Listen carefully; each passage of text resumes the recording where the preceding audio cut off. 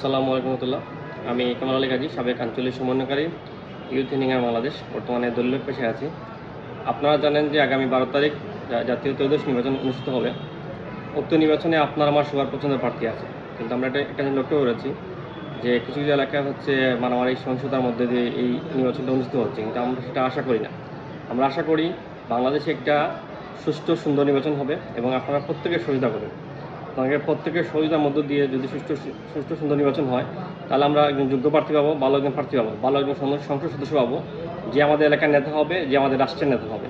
তাই আসুন আমরা ন্যায় এবং ইনসাফের পক্ষ নিয়ে আমরা আমাদের প্রার্থীদেরকে বিজয়ী করি এবং ন্যায় এবং ইনসাফের পক্ষে আমরা ভোট দিই।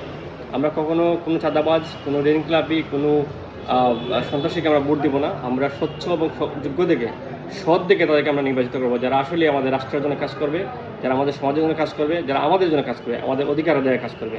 সবাইকে ধন্যবাদ। আসুন আমরা 12 তারিখ গিয়ে সুষ্ঠুভাবে ভোট দিই এবং গণভোটে হ্যাঁ ভোট দিই। সবাইকে ধন্যবাদ। আসসালামু আলাইকুম রহমতুল্লাহ।